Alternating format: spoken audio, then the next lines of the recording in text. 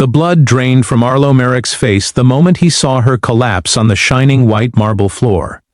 It was supposed to be just another morning shift, another day of pushing his mop through the endless hallways of the Skywood Financial Tower.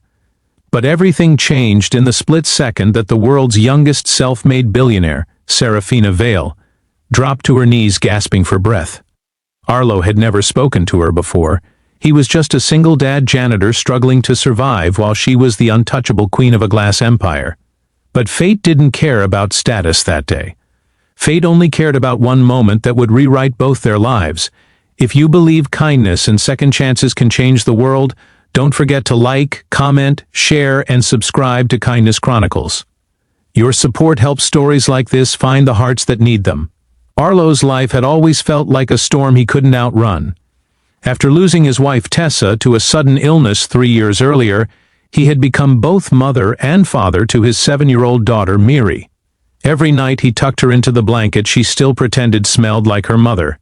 Every morning he lifted himself out of bed before dawn to take the first bus to the city, the one that rattled so loud it felt like the bolts might come off any minute.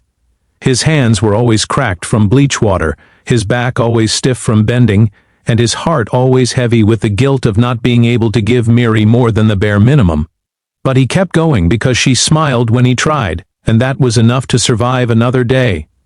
Serafina Vale, on the other hand, was the type of woman who made the city whisper. The press called her the Ice Queen of venture capital, the woman whose gaze could either build companies or freeze them to dust. She wore tailored suits sharper than broken glass and carried a presence that forced elevators to go silent whenever she walked in.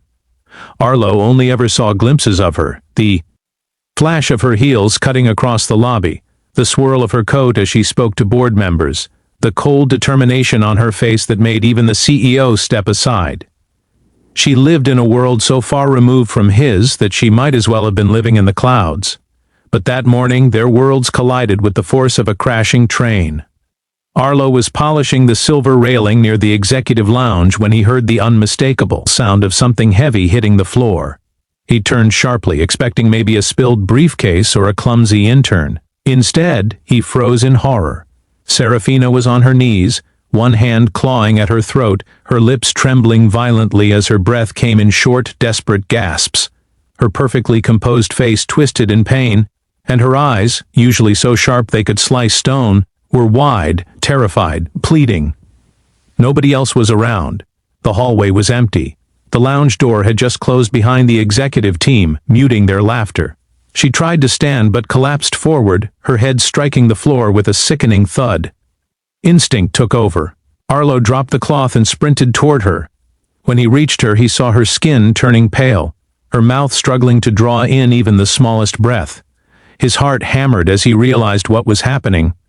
She was in anaphylactic shock. Her throat was closing. She had maybe minutes, maybe seconds.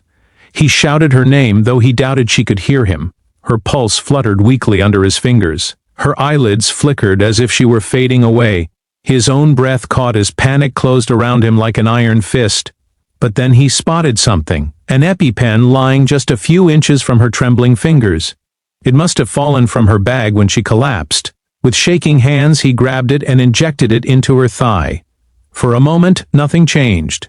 Then her breathing turned even more erratic, her lungs refusing to cooperate. Arlo felt his pulse spike.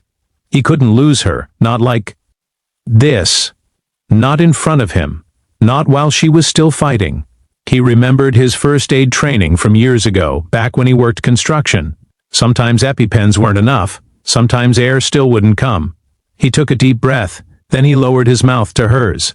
It wasn't a kiss meant for affection or desire. It was a kiss meant to save a life. He sealed his lips over hers and forced air into her lungs again and again, praying for something, anything, to work. His heart pounded in terror, in desperation, in hope. And then, just when he felt himself breaking, she inhaled sharply, her chest rising with a painful gasp as life clawed its way back into her. She opened her eyes. He stumbled backward, panting, his legs shaking beneath him. She blinked up at him, confused, dazed, but alive. Security stormed down the hallway seconds later, shouting questions, demanding explanations. Paramedics rushed in behind them, but Serafina kept her gaze locked on Arlo the entire time, as if she were memorizing his face, as if she knew he had been the thin line between her life and death. By the next morning, the entire building knew the story, even though Arlo tried desperately to keep it quiet. He didn't want praise. He didn't want attention. He didn't want to lose his job for touching the boss in a way that many would misunderstand. But Serafina Vale wasn't the type to stay quiet, especially when someone saved her life. She summoned him to her private penthouse office the following day. Arlo expected coldness. He expected legal warnings. He expected the ruthless billionaire everyone whispered about. Instead, he found a woman with tired eyes, shaky hands, and a quiet vulnerability he had never seen in her before. She told him she didn't care what the world thought. She told him he had shown her more humanity in one moment than her entire circle had in years.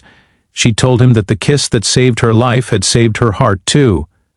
Arlo felt a surge of emotion rise in him, like a wave crashing against a cliff.